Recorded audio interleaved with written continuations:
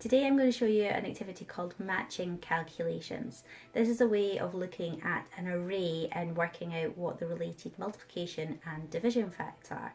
An array is an arrangement of any object into rows and columns, and you can then use that as a visual to help to understand the multiplications and divisions that go with that.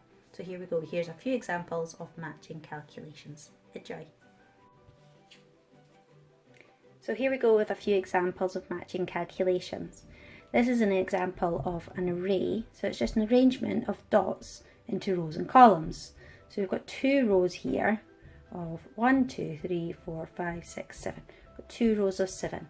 So the first fact we know is we've got 2 times 7, and that equals 14 altogether. 2 lots of 7. Now this is where you can talk about the commutative law. You can turn your array around, and with a multiplication that means you can swap over your numbers. A multiplication fact is commutative. It can go either way around. So here you can see you've got 1, 2, 3, 4, 5, 6, 7 lots of 2. So 7 lots of 2 is also 14. You can then see what your division facts are. 14, if you were to divide that into 7 groups, you're going to be left with, you're going to have 2 in each group. If you've got your 14 and you divide it into 2 groups, you're going to have 7 in each group.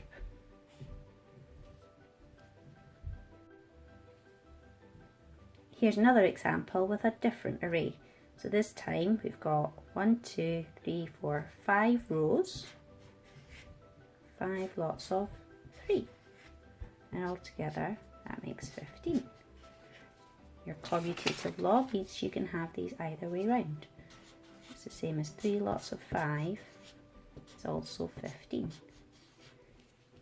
You can then work out your division facts from that. So if you know these facts, then you'll also know that 15 divided by 3 would give you 5 in each group. 15 divided by 5 will give you 3. And one last example. This one here is 4 rows of 5. So 4 times 5 is 20 altogether. Your commutative law, 5 times 4 is also 20. You can then work out your division facts. 20 divided by your 5 means you will have 4, and 20 divided by 4 equals 5. You can do this for any arrays. As I say, it would be good to do this for perhaps a multiplication or a times table that you're focusing on. Enjoy!